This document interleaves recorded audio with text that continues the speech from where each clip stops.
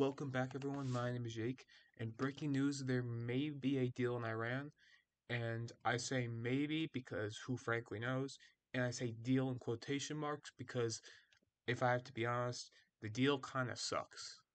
So we're gonna be talking about the deal, the history of it, and what will happen next. So for the history of the deal, obviously the ceasefire was, I believe, in early April. It's now June, and so I believe there were a couple days ago they agreed on the deal. But the thing is with the deal is that the deal is different for different parties. It's very weird. I don't know how to explain it, frankly. But the talks kind of concluded into this deal. Now we're gonna read it here. The first clause is just about the ending of the war. That makes sense, including in Lebanon. This is really the biggest problem here. Is that Israel doesn't really want to agree to the deal, but the deal still basically tries to include Israel. So that's going to create a lot of conflict, which we basically already saw today because the deal isn't finalized, I don't believe. So they still have to do a finalization. I think Iran canceled their fleet to wherever it's being held, so that may be a problem.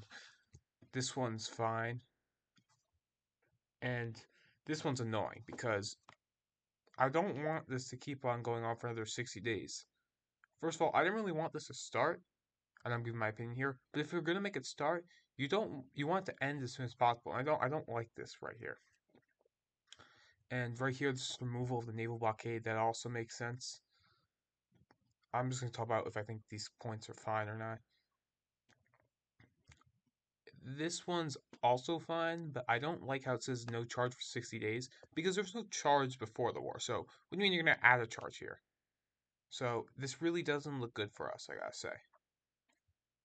And this one is also really annoying. 300 billion. Now, I honestly don't believe this one. I know it's a 300 billion. I don't think this deal will be finalized, so I don't think we'll have to pay them 300 billion. I don't think the 300 billion is coming from us. I think it's coming from the Gulf partners, but we're in a war with them. Why are we paying the money? This is not necessary.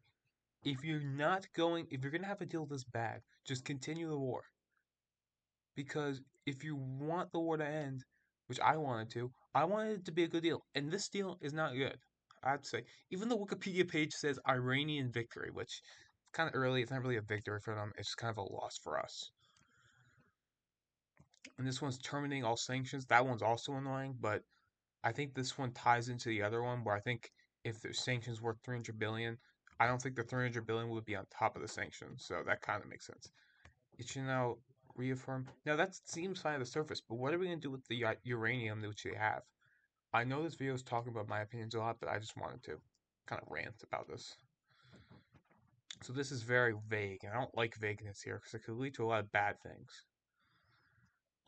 This one's kind of ties into that one. Termination of all sanctions, that's also similar to that one. And that's pretty much it for the deal. Now, as you can see here, I don't think the deal is great. I don't even think it's good. I don't think it's good for us at all. I think that a lot of people have to calm down though, because I don't think this will actually be finalized. Even if it says it's finalized, let's be honest here. Israel's not going to agree to this. All right. In a lot of cases, I'm going to be mad at that, but this time I actually want them to because this deal's not good. So that's what the deal says here. The biggest problem with uranium, Polymarket says they think it will. I'm not sure if they will. I guess we'll have to see with that one. And one reason why I think it's possible why it can make this deal, even if it is very bad, is because of the general ballot polling. Now, before the war, it was at around +5, and at the worst, it got to around +8, which is very bad. This would lead to them most certainly taking back the House by probably around 10, 15 seats. If before the redistricting, probably around 30, but not anymore. And the Senate could potentially be in their hands, but after the deal was signed, it's now around +5, which I think is a major reason why he would want to sign the deal. This is just going on a limb here. If we do end up winning, well, if they do end up winning the midterms, there may be a chance they just get rid of the deal altogether and start bombing again. Because I think for some reason he didn't take into account that this Iran war would most certainly hurt the general ballot polling in the midterms. There was no reason to do this. But yeah, the general ballot is now looking a bit better. There was a lot of polls which were favorable for the Republicans. And also the gas prices, which has been a result of this, but this has been going on for the past month. They're now below $4. They're at 4.50, so that's a positive thing. They were at 4.55, I believe. They've been going down around 3 cents a day. If we look at oil prices, it's around 75. It was at 110 at the peak, and before the war, it was at 60. So it's almost back down to normal.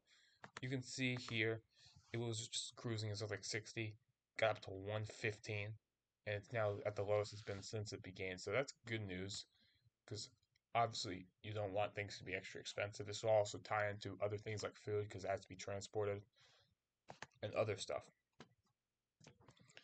So that's really the news of what happened yesterday.